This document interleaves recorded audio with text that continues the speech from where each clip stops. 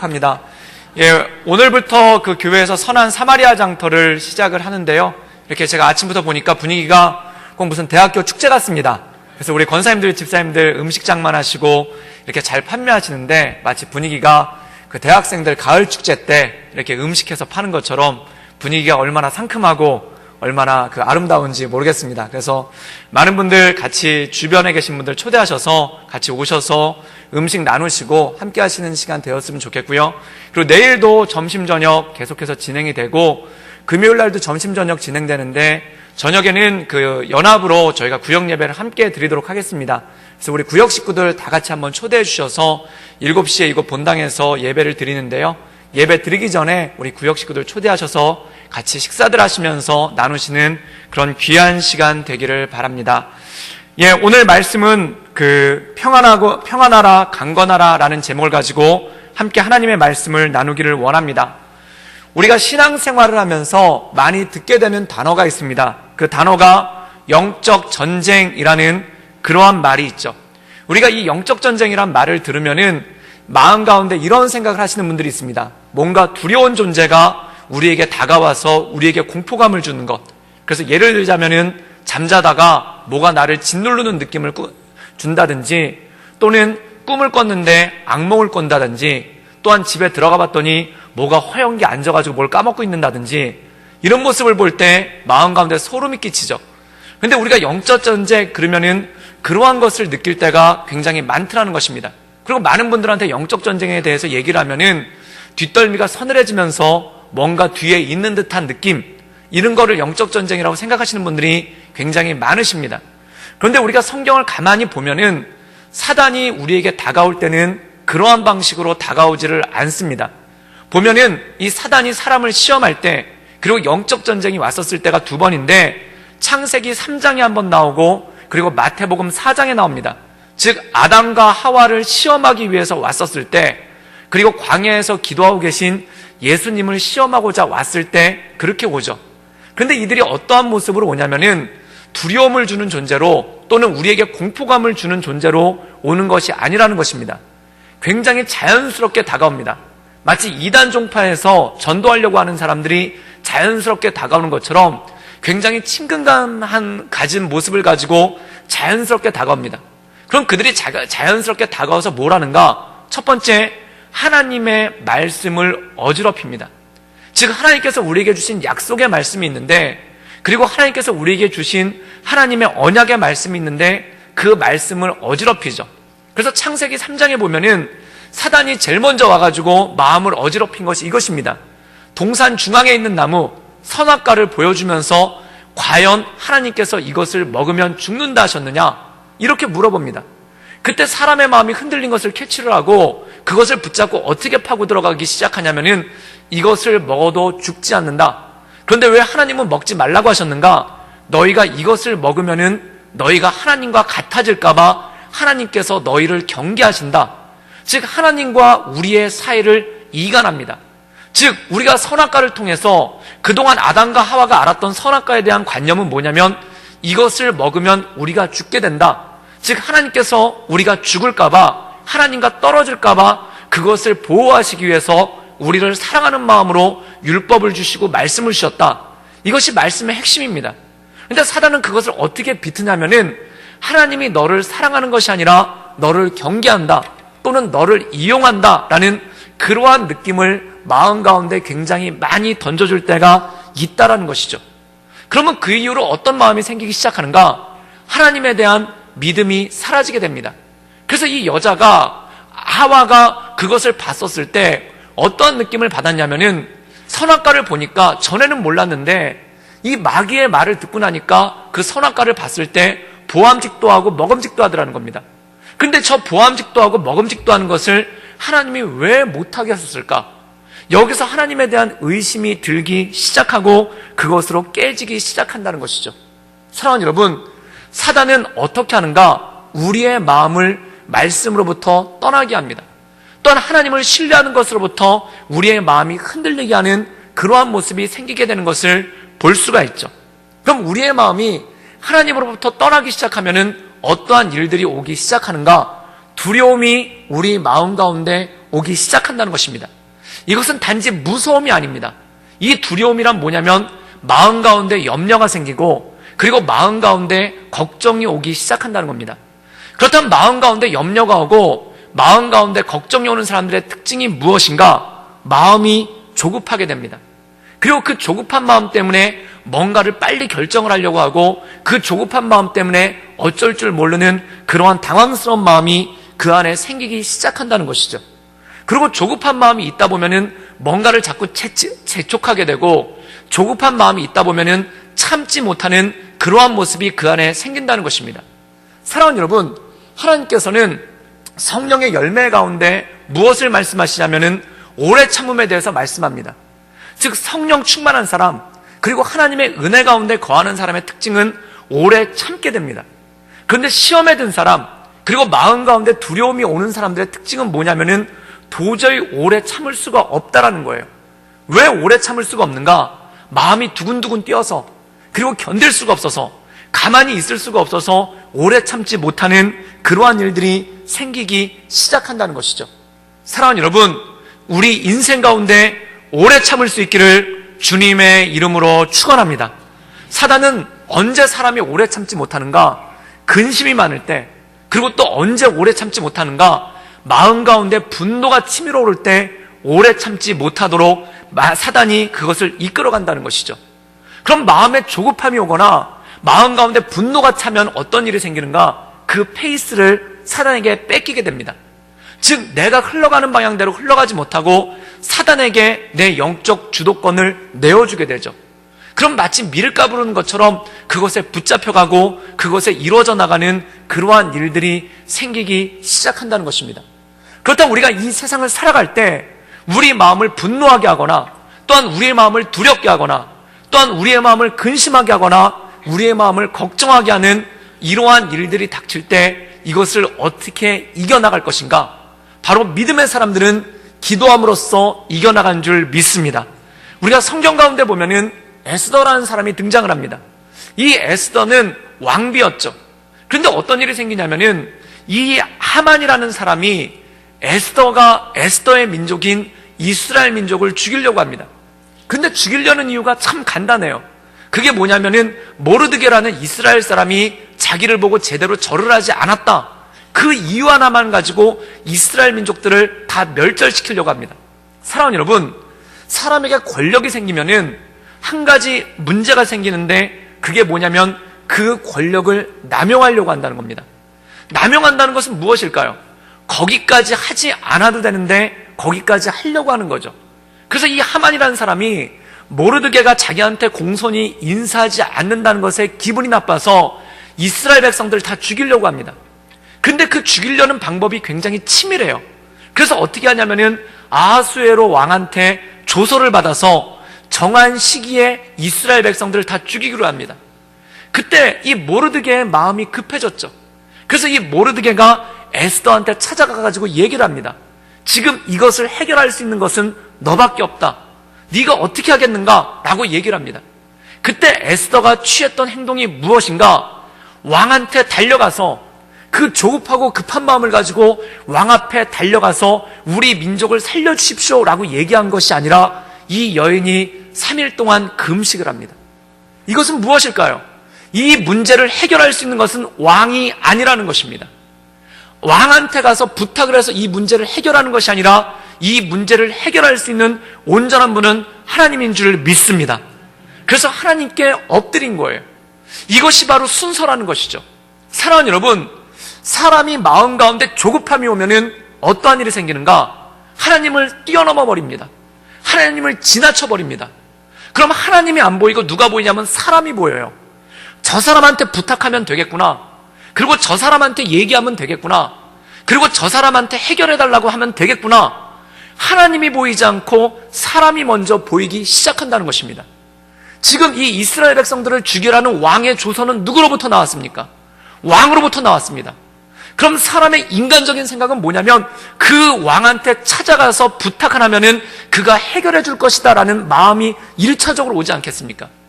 이게 조급한 사람들이 겪는 마음의 실수입니다. 마음이 조급해지면은 하나님이 보이는 것이 아니라 사람이 먼저 보여요. 그래서 사람한테 뭔가를 부탁하려고 하고 사람을 통해서 뭔가를 해결하려고 하는 마음이 오기 시작한다는 것이죠. 그런데 에스더는 본질을 쳐다봤습니다. 이스라엘 민족을 죽이고 살리는 것은 누구인가? 왕이 아니라 하나님인 줄 믿습니다. 그래서 이 여인이 하나님께 엎드려 3일을 금식을 합니다. 그리고 왕에게 찾아갔을 때 이 모든 일들이 풀리는 하나님의 역사가 나타난다는 것이죠. 사랑하는 여러분, 조급하지 않기를 주님의 이름으로 축원합니다. 조급한 마음은 언제 오는가?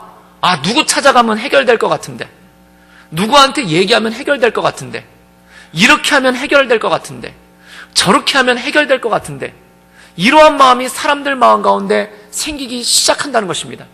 그런데 역사의 주관자, 모든 것을 주관하시는 그 하나님을 바라볼 수 있기를 주님의 이름으로 축원합니다. 영적 전쟁은 이것입니다. 마음을 조급하게 만들어서, 분노가 치밀게 만들어서, 그리고 마음이 두렵게 만들어서 하나님이 보이지 않게끔 한다는 겁니다. 그럼 어떻게 되는가? 하나님 없이 뭔가를 해결해 보려고 하는 거예요. 아담과 하와가 실수한 이유가 뭡니까? 하나님 없이 뭔가를 해결해 보려고 하다 보니까 선악과를 따먹으려는 거예요. 지금 마태복음 4장에 보면은 마귀가 예수님을 시험하는데 그 예수님을 시험하는 본질이 무엇입니까? 하나님 없이 뭔가를 해보라는 것입니다. 하나님 없이 뭔가를 이뤄보라는 것입니다. 사랑하는 여러분, 여러분 마음 가운데 하나님을 지나치지 않기를 주님의 이름으로 축원합니다. 기도하는 사람, 엎드리는 사람, 그리고 그 마음에 조급함이 있어도 그 모든 것들을 내려놓고 하나님께 나갈 수 있는 사람. 지금 생각해 보십시오. 당장 왕의 조서가 떨어지고 이 이스라엘 민족을 죽이기 위해서 하만이라는 사람이 얼마나 치밀하게 준비했습니까? 지금 이것 때문에 백성들의 목숨이 경각에 달린 거예요. 그런데 이 여자는 왕에게 바로 찾아가는 것이 아니라 3일을 금식하며 기도합니다. 여러분 3일 금식기도 해보셨습니까? 놀라운 게 있어요. 금식기도 하면은 하루가 24시간이 아니라 72시간이 돼요. 되게 길어요. 3일을 금식했다고 생각해 보십시오. 얼마나 길게 느껴졌겠습니까? 지금 당장 달려가야 되는데, 지금 우리 민족이 다 죽게 되었다고 사람들이 아우성을 치는데, 지금 왕비에게 해결해야 된다고 하는데, 이 여자가 3일 동안 금식을 하고 하나님 앞에 기다리게 됩니다. 그리고 왕께 나가는 거예요. 그때 어떤 일이 생기는가? 놀라운 일이 벌어집니다. 왕이 에스더의 모습을 보고 너무 흡족하여서 그에게 호를 내밀면서 이렇게 얘기합니다. 너에게 어떤 소원이 있는가? 그 소원이 있다면 나라의 반이라도 주겠다. 그럼 우리 같으면 어떻게 반응할까요? 거기서 바로 얘기할 거 아닙니까? 약속했죠? 그리고 뭐 녹음이라도 해가지고 지금 나라의 반이라도 준다고 했죠? 그렇게 얘기한 다음에 우리 민족을 살려주십시오, 이렇게 얘기를 하지를 않습니다. 이 여자가 침착하게 뭐라고 얘기하냐면은, 내가 잔치를 배석했는데 그 잔치에 와주십시오. 한숨 또 고르는 거예요. 사랑하는 여러분, 이것이 바로 에스더의 지혜이고 에스더의 영성인 줄 믿습니다. 오늘 말씀 가운데 보면은 이 다니엘이라는 사람이 나옵니다. 이 다니엘도 마찬가지입니다.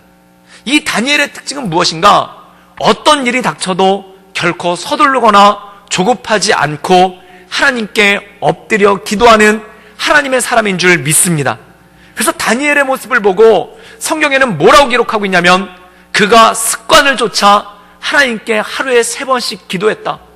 10대 때 부모님을 떠나서 남이 나라의 포로로 잡혀온 이후에 70년을 넘게 이 살벌한 왕국에 살면서 그가 살아오는 동안 그 살벌한 왕국, 피바람이 불고 정권이 바뀔 때마다 수많은 사람들이 죽어나가는 그 왕국에 살면서 그가 모든 것을 이겨나갈 수 있었던 능력이 무엇인가? 침착하게 하나님께 기도하며 나가는 능력이 그에게 있었기 때문인 줄 믿습니다. 그러므로 사랑하는 여러분, 이 시대를 살아가는 능력은 무엇인가? 이 시대를 이겨나갈 수 있는 능력은 무엇인가? 다니엘과 같이 날마다 하나님께 엎드려 기도할 수 있기를 주님의 이름으로 축원합니다.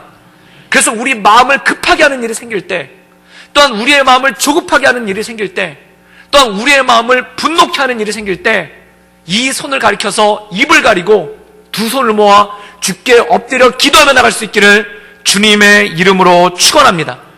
오늘 말씀 가운데 보면은 다니엘이 10장에 보면 한 가지 환상을 봅니다. 그런데 그 환상은 큰 전쟁에 관한 환상을 봅니다. 그 환상이 얼마나 무서웠던지, 그리고 그 환상이 얼마나 공포감을 줬던지 다니엘의 마음 가운데 큰 두려움이 임합니다. 그때 이 두려움이 임했을 때, 그리고 이 공포감이 임했을 때 다니엘이 어떻게 하는가? 오늘 말씀 가운데 보면은 그가 주 앞에 엎드려 기도하는 장면이 나옵니다. 그런데 어떻게 기도를 하냐면 새 이레를 기도하였다. 일주일 동안을 3번 21일을 하나님 앞에 기도하는 장면이 나옵니다. 그리고 그가 기도하며 나갔을 때 하나님께서 응답 주시는 장면이 오늘 말씀 가운데 나와 있다는 것이죠. 우리 다니엘서 10장 19절의 말씀을 읽도록 하겠습니다. 우리 다 같이 읽겠습니다. 이르되 큰 은총을 받은 사람이여 두려워하지 말라. 평안하라. 강건하라. 강건하라. 그가 이같이 내게 말하매 내가 곧 힘이 나서 이르되 내 주께서 나를 강건하게 하셨사오니 말씀하옵소서. 오늘 말씀 가운데 보면은 다니엘이 환상을 보는데 그 환상이 무엇인가? 전쟁에 대한 환상을 봅니다. 그런데 그 전쟁이 얼마나 큰 전쟁인지 모든 나라가 뒤집어지는 그러한 전쟁에 대한 환상을 봅니다. 그리고 그의 마음 가운데 두려움이 오기 시작했습니다. 왜 두려움이 왔을까요? 이 전쟁을 통해서 얼마나 많은 어려움들이 오게 될 것인가? 사랑하는 여러분, 큰 전쟁을 앞에다 두고 두렵지 않은 사람이 어디 있겠습니까? 또 하나는 무엇인가? 이제 이스라엘 백성들이 정착을 하고 예루살렘에서 제대로 정착을 하려는데 이 전쟁이 벌어지면은 또 영적인 어두운 시기가 오지 않겠는가 하는 그 두려움들이 사람들 마음 가운데 있었다는 것입니다. 그러면 이 마음 가지고 이 염려가 되고 두렵고 초조하고 걱정되고 조급한 이 마음을 가지고 어떻게 하는가? 다니엘이 하나님께 기도하며 나갔다는 것이죠. 저는 2010년도 1월 달에 아이티, 그 중남미에 있는 도미니카 공화국 옆에 있는 섬나라인데 그 아이티에서 대지진이 났었습니다. 그때 포르트플랭스라는 수도에서 7.0의 지진이 났는데 사실 일본 정도에서 났으면 그렇게 큰 지진이 아니에요. 그런데 아이티에서 났기 때문에 그게 큰 지진이 됐습니다. 그래서 23초 동안 지진이 났는데 죽은 사람의 숫자가 거의 20만 가까이 됐습니다. 큰 지진이에요. 근데 제가 아이티를 가보니까 피해가 클 수밖에 없었던 이유가 뭐냐면은 거기가 포르트플랭스가 마치 여기 대신동 같습니다. 그래서 산 쪽에 사람들이 집들을 갖다 의지해서 졌는데 그냥 벽돌집이에요. 근데 이게 흔들리니까 위에서부터 벽돌이 다 쏟아져 내려가지고 마을이 산사태로 무너지는 것처럼 위에서부터 집들이 벽돌이 무너지기 시작해가지고 그 마을에 있는 사람들이 다 죽은 거예요. 근데 얼마나 비참하게 지진이 났냐면은 대통령 궁이 무너져가지고 대통령이 7일 동안 행방불명이었습니다. 그리고 경찰서와 군부대, 그리고 심지어 국회의사당과 행정부처까지 다 무너져가지고 나라가 지진이 나자마자 무정부 상태가 된 거예요. 그리고 더 안 좋았던 일이 뭐냐면 교도소가 무너졌는데 교도소 담벼락이 무너지면서 거기 있던 범죄자들이 나와가지고 경찰서에 있는 총기들을 탈취를 해가지고 거기서 무장 폭동을 일으켰어요. 그래서 한 달 동안 지진으로 죽은 사람들 뿐만 아니라 거기서 일어난 사륙과 약탈로 인해서 죽은 사람들의 숫자도 만만치 않게 많았습니다. 그래서 유엔에서 결의를 한 다음에 브라질군을 중심으로 해가지고 유엔 평화유지군이 들어가서 약 3개월 동안 치안 유지를 시키고 난 다음에 나라가 제대로 돌아갔죠. 그러고 난 다음에 우리나라 단비부대가 들어가서 거기서 의료와 재건 사업을 하고 이 단비부대가 들어가고 난 다음에 그 다음에 제가 섬기던 교회에서 청년들로 긴급 구호팀을 만들어서 이 IT를 들어가게 됐습니다. 그래서 이 IT를 들어갔는데 가자마자 깜짝 놀랐어요. 제가 지진 났던 지역은 꽤 가봤는데 거기처럼 그렇게 비참하고 거기처럼 그렇게 어려운 모습이 있는 것을 처음 봤습니다. 그래서 마치 가보니까 전쟁터 같더라고요. 이 벽돌로 지은 집들이 다 무너져 내리고 마치 쏟아진 폐허와 같은 그러한 모습이 있는 거예요. 그래서 저희 임시 숙소까지 차를 타고 이동을 하는데 시내를 가로질러서 가는 겁니다. 그때 무너져 있는 대통령궁과 국회의사당을 보니까 너무 마음이 안 좋은 거예요. 근데 거기서 사람들이 살겠다고 그 무너진 폐허 위로 나가가지고 장을 벌리고 거기서 물건들을 파고 사람들이 음식들을 사가는 걸 보고 참 사람들이 살겠다는 발버둥은 이렇게끔 치열하구나, 그런 마음을 가지고 왔었습니다. 그런데 너무 비참하게 무너져 있고 나라에 아무런 기반도 남아있지 않으니까 그걸 보고 제가 거기서 섬기시는 선교사님한테 이렇게 여쭤봤습니다. 과연 이 나라에 희망이 있겠습니까? 과연 이 나라가 회복될 수 있겠습니까? 너무 처참하게 무너져 있으니까 제 마음 가운데 그런 탄식이 드는 거예요. 근데 그때 그 선교사님이 연세가 굉장히 많아서 그 당시에 60이 넘었던 분인데 그분이 그 얘기를 하는 거예요. 우리나라는 6.25 전쟁 끝나고 더했어요. 그 얘기를 하시는 거예요. 그러고 난 다음에 그 다음 주에 그분이 뭐라고 얘기를 하시냐면 IT의 희망을 보여주겠다는 겁니다. 그래서 그분을 따라갔더니 한 교회를 갔는데 주일이었어요. 교회가 무너져 내렸어요. 근데 그 무너진 교회 옆에 작은 나무가 있는데 그 나무에다가 그 월드비전에서 제공한 큰 천막이 있는데 그 천막을 쳐놓고 그 땡볕에서 그 IT에 있는 교인들이 모여서 거기서 하나님을 찬양하며 예배를 드리는 겁니다.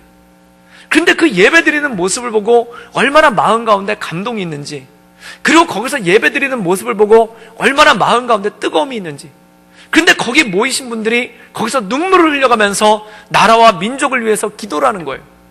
그때 저도 같이 기도를 그분들과 함께 눈물을 흘리면서 기도를 하고 있었는데 그때 이 선교사님이 제 옆구리를 치면서 뭐라고 얘기했냐면은 그래도 이 나라는 겨울이라도 없죠. 우리는 겨울에 그 겨울을 겪어가면서 여기서 기도하고 여기서 엎드렸었습니다. 제가 그 마음을 보니까 마음 가운데 짠한 거예요. 그러면서 드는 생각이 정말 하나님께서 우리나라를 사랑하시는구나, 정말 하나님께서 우리나라를 붙잡아 주시는구나 라는 그러한 생각을 했었습니다. 저도 어렸을 때 그 새마을 운동을 하지 않습니까? 그러면 새마을 운동을 하면은 매월 1월 그 매월 첫날은 새마을 청소하는 날이에요. 그러면 아침에 이렇게 동사무소에서부터 노래가 나오죠. 그 노래가 뭐냐면 잘 살아보세, 잘 살아보세, 우리도 한번 잘 살아보세. 그런데 어렸을 때는 그 노래를 들으면서 그 노래가 의미하는 게 뭔지를 몰랐는데 나중에 철이 들고 나니까 그렇게 처절한 노래가 어디 있습니까? 얼마나 힘들면은 온 국민이 매월 첫째 날 온 국민이 불렀던 노래가 뭐냐면 잘 살아보세, 잘 살아보세, 우리도 한번 잘 살아보세. 얼마나 처절하게 못 살았으면, 얼마나 처절하게 가난했으면은 잘 살아보세, 잘 살아보세, 우리도 한번 잘 살아보세, 이런 노래를 불렀겠습니까? 근데 제가 그 노래를 부르다가 한 가지 든 생각이 뭐냐면은 그 노래가 한국 사람들이 제일 좋아하는 구조로 돼 있어요. 어떤 구조냐면은 AABA 구조입니다. 이 시 배우실 때 하는 건데, 그래서 고려가요에 보면은 어떤 노래가 있냐면 가실이라는 노래가 있는데, 고려가요에 가실이 있고 날 버리고 가실이 있고, 그 다음에 조선시대 때 송강 정철 선생이 쓰신 청산별곡에 뭐라고 나오냐면 사라리 랐다, 청산에 사라리 랐다. 이게 AABA 구조예요. 그 구조를 그대로 따가지고 그걸로 노래를 만든 게 뭐냐면 잘 살아보세, 잘 살아보세, 우리도 한번 잘 살아보세. 이 노래가 어떻게 보면 피 맺힌 절규예요. 그 피 맺힌 절규와 같이 그 모든 것을 한번 우리도 한번 잘 살아봐야 될 거 아닌가? 우리도 한번 잘 살아봐야 될 것 아닌가? 사랑하는 여러분, 세상에 어떤 나라에 그런 노래가 있습니까? 세상에 어떤 나라 국민가요에 그런 노래가 있습니까? 어떤 나라에도 그런 노래가 없어요. 그런데 온 국민이 잘 살아보세, 잘 살아보세, 우리도 한번 잘 살아보세, 이렇게 피 맺힌 절규로 불렀던 그 노래를 부를 만큼 힘들고 어려웠던 나라, 그게 우리나라 아닙니까? 사랑하는 여러분, 그런데 중요한 것이 있습니다. 우리 민족이 그 전쟁의 폐허를 겪고 잘 살아보세, 잘 살아보세, 우리도 한번 잘 살아보세, 이 노래만 가지고 버틴 건가? 그것만 가지고 나간 건가? 아닙니다. 하나님 앞에 엎드려 기도하며 나간 민족인 줄 믿습니다. 그 폐허 가운데, 그 어려움 가운데, 그 두려움 가운데, 그 막막한 가운데 기도로서 하나님 앞에 나간 민족인 줄 믿습니다. 그게 바로 힘이라는 겁니다. 제가 저희 딸이, 저희 동생이죠. 12살 작은 동생을 갖다가 재우면서 잘 불러주는 자장가가 있어요. 그 자장가가 뭐냐면 섬지박이라는 자장가가 있는데 그 내용이 이겁니다. 엄마가 섬그늘에 굴 따러 가면 아기는 혼자 남아 집을 보다가 바다가 불러주는 자장 노래에 팔 베고 스르르르 잠이 듭니다. 전 처음에 이 노래를 별로 생각 없이 들었어요. 근데 저희 아이가 이 부르는 노래를 듣다가 가사를 음미해 보니까 너무 슬퍼요. 가사 내용이 뭐냐면은 엄마가 섬그늘에 굴을 따라갔어요. 그런데 아기는 혼자 남아 집을 봐요. 아기가 혼자 집을 봐요. 엄마는 굴 따라가고 아기는 혼자 남아 집을 봐요. 그런데 바다가 불러주는 자장 노래에 아기 혼자 잠이 들어요. 제가 이걸 보면서 궁금했어요. 아빠는 어디 갔을까? 아빠는 도대체 어디 간 겁니까? 엄마랑 아기만 나오고 아빠가 없어요. 2절은요 더 슬픕니다. 아기는 잠을 곤히 자고 있지만 갈매기 울음소리 맘이 설레요. 다 못 찬 굴바구니 머리에 이고 엄마는 모래길을 달려옵니다. 이 내용이 뭐냐면 엄마가 아기를 집에다 혼자 남겨놓고 굴을 따라 바닷가를 간 거예요. 그런데 이 엄마 마음이 불안한 거예요. 아기가 어떻게 될까봐. 근데 갈매기가 울잖아요. 그 갈매기가 우는 소리가 마치 아기 울음소리처럼 들려가지고 엄마가 불안해서 굴을 따질 못하고 그 굴바구니도 제대로 채우질 못하고 집으로 뛰어오는 겁니다. 여러분 이게 뭘까요? 그래서 이 섬지박이라는 노래가 어디서부터 불려졌는지 제가 그 기원을 찾았어요. 근데 놀랍게도 그게 부산과 거제도예요. 1950년대 때 피난 와가지고 전쟁통에 불렀던 노래가 이 노래예요. 그럼 아빠는 어디 갔을까요? 아빠는 전쟁터 간 거예요. 아빠는 전쟁터 가서 못 돌아왔어요. 피난 온 엄마가 먹고 살 길이 막막한 거예요. 농사지을 밭도 없고 농사지을 땅도 없어요. 그러니까 바닷가로 호미 하나 들고 달려가가지고 거기서 굴을 캐는 거예요. 그런데 아기를 봐줄 사람이 없어요. 그러니까 아기를 혼자 집에다 눕혀놓고 그 엄마가 굴을 따는데 아기가 혼자 집에 있으니까 불안해가지고 갈매기가 우는 소리만 들어도 혹시 아기가 우는 게 아닌가 싶어가지고 이 엄마가 달려가는 장면, 그 굴을 따지도 못하고 달려가는 장면이 이게 섬지박이 이 노래라는 겁니다. 사랑하는 여러분, 얼마나 슬픈 노래인가요? 아빠는 전쟁터에 나가서 죽었는지 살았는지도 모르고 아빠가 없는데 엄마가 혼자 남아가지고 가사를 돌보고 가정을 돌봐야 되는데 그 먹고 살기가 막막해서 밭 한 평이 없어서 땅 한 떼기가 없어가지고 그 바닷가에 가서 호미를 들고 굴을 따고 있는 이 장면. 그런데 아기가 어찌 될까봐 마음이 급해가지고 이러지도 못하고 저러지도 못하고 있는 그 장면.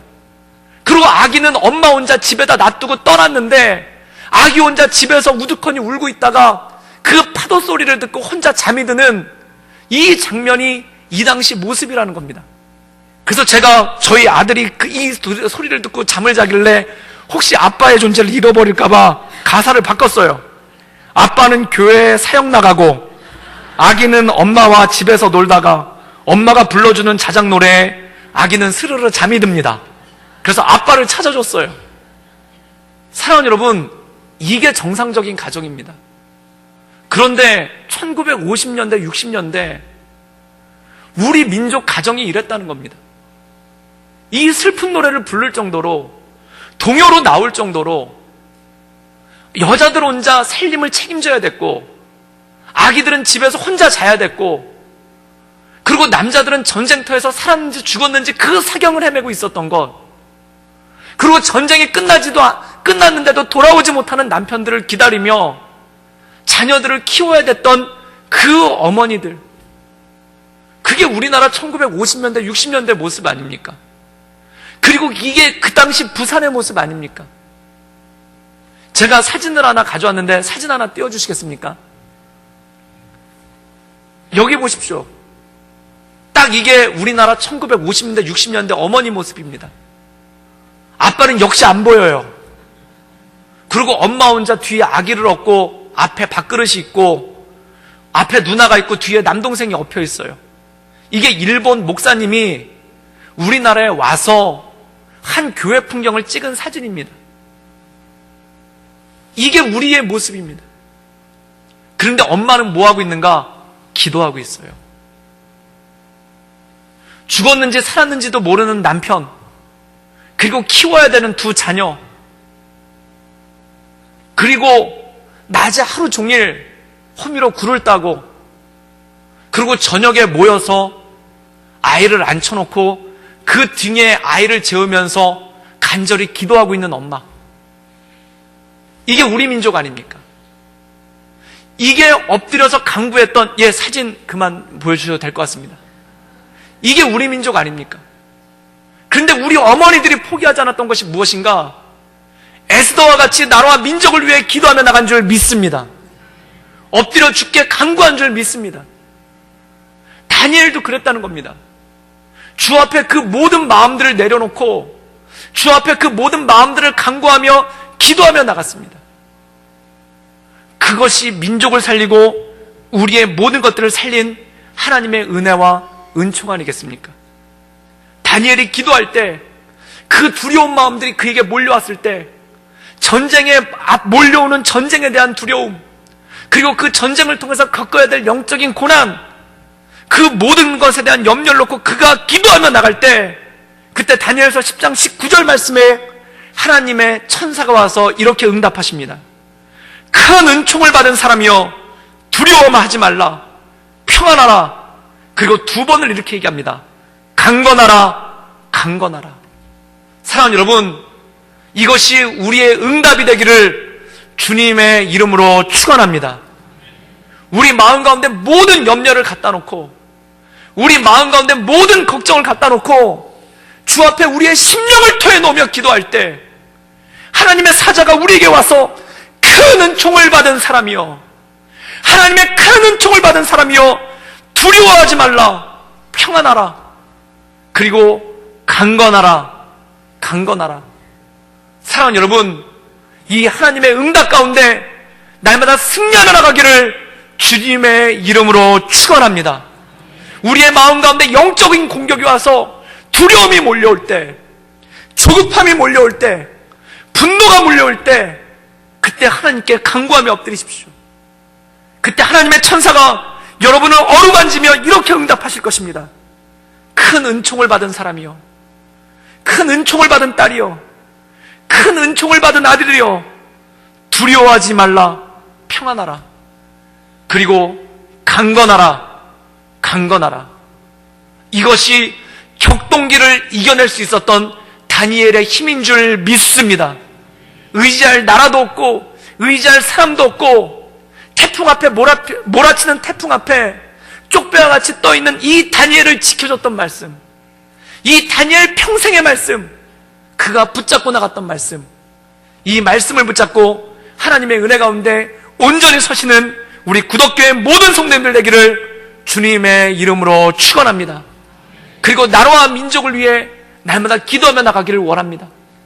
이 다니엘서를 묵상하면서 느끼는 것은, 다니엘서는 여러 가지 신기한 예언과 환상, 물론 그런 것도 참 많습니다. 그런데 그 안에 중심이 있습니다. 나라와 민족을 위한 기도입니다. 다니엘이 그 나라와 민족을 위해 눈물로 기도했던 모습, 그것이 우리를 새롭게 하고 온전케 하는 하나님의 능력인 줄 믿습니다. 우리가 이 다니엘서를 묵상하며 천지에 뛰어나신 주님, 모든 것을 주관하신 주님, 역사의 주인 되신 주님, 그 주님께서 우리 나라를 지켜 주시옵소서. 그리고 우리나라 가운데 두려움에 빠진 사람들이 두려우니까 너무 쉽게 분노해요. 두려우니까 너무 조급해요. 그래서 마음을 어디다 둬야 될지 모릅니다. 이 두려운 마음 때문에, 이 조급한 마음 때문에 분노를 참지를 못해요. 사랑하는 여러분, 요즘 시대를 가리켜서 분노 조절 장애라고 얘기합니다. 화를 참지를 못하는 거예요. 화를 참지를 못하고 어떻게 해야 될지를 몰라요. 왜 화를 참지 못할까요? 두려워서 그렇습니다. 근심이 가득 차서 마치 팽팽하게 당겨져 있는 줄 같기 때문에, 팽팽하게 당겨져 있는 고무줄 같기 때문에 누가 건들기만 하면 툭 끊어져 버리는 거예요. 사랑하는 여러분, 이 나라와 민족을 위해 기도하며 나갈 수 있기를 주님의 이름으로 축원합니다. 교회는 세상의 희망입니다. 교회에서 이 나라와 민족을 위하여 이 메시지를 전파하며 나갈 수 있기를 주님의 이름으로 축원합니다. 큰 은총을 받은 대한민국이여, 두려워하지 말라, 평안하라, 강건하라, 강건하라. 이 메시지를 날마다 전파하며 나가는 우리 구덕교회와 한국교회 되기를 주님의 이름으로 축원합니다. 이 시간 함께 기도하며 나가기 원하는 것은 이 말씀을 가지고 우리가 함께 기도하며 나가기를 원합니다. 우리 민족은 은혜의 민족입니다. 우리 민족은 하나님께 기도하며 나간 민족입니다. 아무것도 바라볼 수 없는 그 잿더미 가운데, 그 슬픈 삶 가운데 아무것도 가진 것이 없고, 아빠는 전쟁터에 나가서 죽었는지 살았는지도 알 수 없고, 엄마 혼자 아기를 키우며 손이 발이 되도록 일하며 생계를 유지했던 나라, 모진 겨울 가운데 얼어가는 손발을 부비며 일해야 됐던 나라, 하루에 24시간도 모자라서 15시간씩 16시간씩 박봉에 시달리며 일해야 됐던 나라, 머리를 잘라서 가발을 만들어야 됐던 나라, 남의 나라 광산에 광부를 보낼 수밖에 없었던 나라, 그 나라가 우리나라입니다. 그러나 우리 믿음의 어머니들은, 우리 믿음의 아버지들은 그 얼어가는 손발을 듣고 그 피곤하고 고난 몸을 이끌고 주의 전에 엎드려 기도했습니다. 등에 아이를 업고 보채는 아이들을 교회당에 눕히고 간절히 기도했습니다. 그 기도의 열매가 우리이며 그 기도의 열매가 우리의 삶입니다. 그리고 하나님께서 이렇게 응답하셨습니다. 큰 은총을 받은 사람이여, 두려워하지 말라, 평안하라, 강건하라, 강건하라. 이 믿음의 전통을 이어 기도하는 나라 되게 하시며, 기도하는 민족 되게 하시며, 기도 가운데 엎드리는 우리가 될 수 있도록 주여 도와주시고 주님 역사하여 주시옵소서. 기도하기를 잊지 않게 하여 주시옵소서. 사단은 우리의 마음을 조급하게 해서, 사단은 우리의 마음을 두렵게 해서 기도하지 못하도록 만듭니다. 그러나 우리가 사단의 괴계에 넘어가지 않고 기도함으로 날마다 엎드리는 기도의 민족으로 다시 한번 엎드릴 수 있도록 주여 도와주시옵소서. 이 시간 함께 기도하며 나갈 때 우리 같이 두 손을 높이 들고 주님의 이름을 세 번 부르며 간절한 마음으로 주께 기도하며 나가겠습니다. 주여